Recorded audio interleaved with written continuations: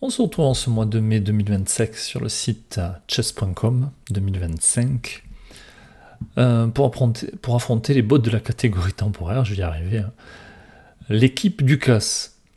Donc il y a le démolisseur, le chauffeur, le hacker, le pickpocket, la pickpocket et le cerveau avec des hellos allant de 400 à 2650 hellos. Je propose de commencer aujourd'hui et puis pour une partie relativement rapide a priori face au démolisseur classé 400 hellos. Et puis on va voir si il joue mieux finalement que Martin ou si c'est de niveau équivalent. Allez, on laisse l'ordinateur choisir la couleur des pièces et on démarre. On se retrouve ici avec les pièces noires. Alors, joueur à 400 Elo qui nous joue l'ouverture anglaise, surprenant. Bon, on a dit face à des joueurs de ce niveau-là, on peut jouer plus ou moins n'importe quoi. Je propose qu'on joue des 4. Je m'attendais à ce que l'adversaire prenne le pion. Du coup, là, on va transposer dans un gambidam refusé. C'est marqué là d'ailleurs. Allez, mon pion est attaqué, je le défends. Cavalier qui est cloué. Donc attention, sur les prises, il y aurait des choses à calculer. Donc le plus simple, c'est de déclouer le cavalier. Alors là, c'est des coups plutôt bons, on va dire, par rapport à ce classement. Dame échec, est-ce que je couvre du cavalier, du fou? Mais si je couvre du fou, à peut-être décaler la dame pour s'en prendre à ce pion. Mais bon, je pourrais peut-être décaler, mettre la dame. Je risque de perdre le pion ici. Est-ce que je peux couvrir l'échec avec le pion aussi? Ce que je vais faire.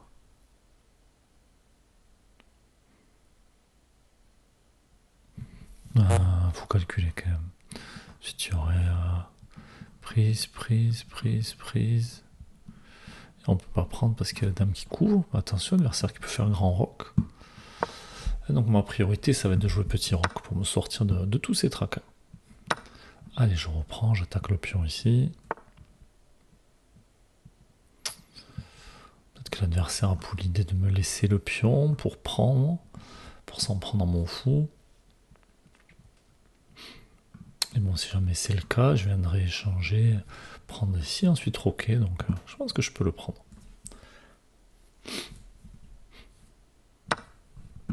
Et puis je vais roquer. Alors, est-ce que l'adversaire va venir prendre ici? Non. Peut-être envie de prendre, moi.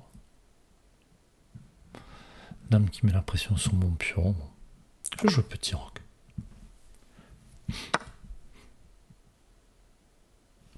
Ah, elle a mis la pression sur mon pion qui était défendu, donc merci pour la dame. Là, c'est quand même un coup surprenant, même à 400 Elo. Je suis pas sûr qu'un joueur en partie réelle à 400 Elo ferait ce genre de choses.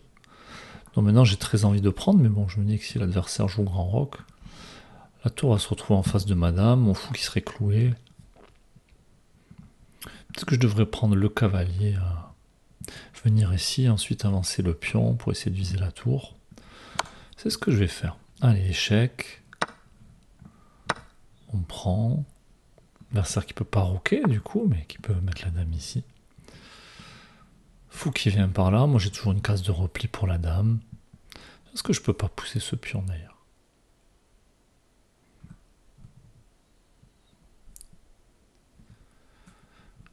Oui, non, ça c'est pas mon pion. Je vais pousser lui pour m'en prendre à cette tour. Et puis je dis, je pourrais toujours me dégager par ici. Ou alors je peux aussi venir, vu que j'ai du matériel en plus. Je mets la pression à ce pion qui serait pris sur échec. L'adversaire qui nous donne du matériel ici. Bon, on va la prendre. Qu'est-ce que... Alors, je vais pas prendre sur échec, sinon... Et bon, est-ce qu'après, je pourrais pas venir mettre la tour, si c'est le cas? Ensuite, le cavalier pourrait venir défendre. Mais je pourrais peut-être échanger.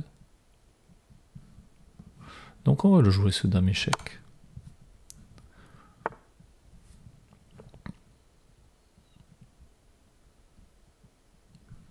J'ai très envie de jouer fou prendre tour pour menacer mat par ici. Maintenant je me dis, est-ce que je peux pas faire dame échec, roi ici, tour prend fou. Alors, je pense que je vais d'abord prendre la tour du fou. Maintenant cette case est contrôlée. Alors si je joue échec, cavalier ici, roi ici, je sais pas. Ah l'échec, maintenant ce fou, on n'a pas envie de prendre la tour, on a envie d'aller mater. Maintenant est-ce qu'on va pouvoir mater? Je sais pas, de toute façon on n'est pas pressé. On va essayer de ramener la tour. Le roi qui peut pas fuir de toute façon. Donc ça fait une case de sortie, plutôt bien joué. Est-ce que je peux jouer dame échec, tour échec, roi ici, dame échec, il y aura encore une case de sortie. Donc là je vais d'abord emmener la tour sans mettre échec. Et maintenant on va pouvoir faire échec et mat.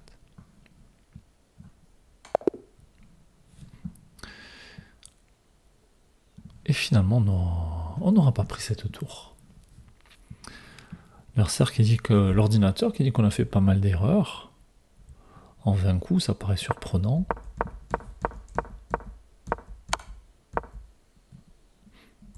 Bon, ici, peut-être pas le meilleur coup, hein. Mais j'avais envie de mettre le roi à l'abri. Si est-ce qu'on doit prendre, je sais pas. Ça ouvre un peu ce diagonale. On nous offre la dame. On échange des pièces. On attaque la tour. Il y a juste une ligne qu'on a calculée tout à l'heure. Je me suis dit, si jamais donc tour prend pion échec, tour couvre. Ici, profiter du clouage de la dame. Cavalier défend. On vient récupérer. Et surprise, ensuite on peut récupérer la tour.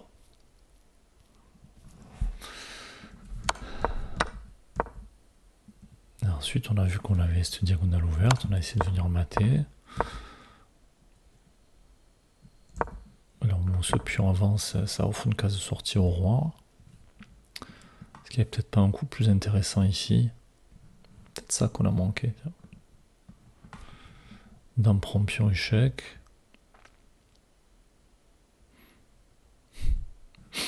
Bon, peut-être le cavalier aurait pu venir.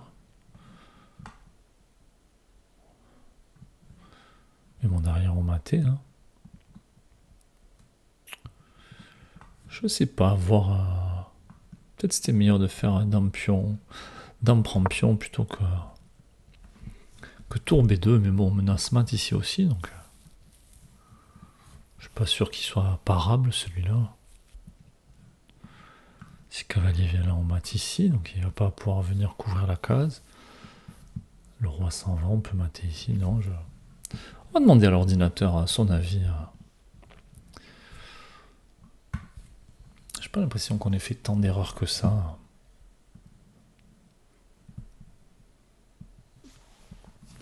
On a joué à 89% de précision. On a des points d'exclamation, mais on nous dit qu'on joue à 1300 Elo.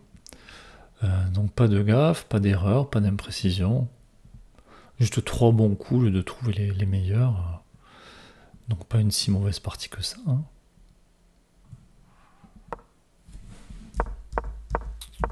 Alors finalement tout ça c'est théorique. Ici je me dis que c'est pas le meilleur. On aurait pu essayer de gagner un temps sur la dame.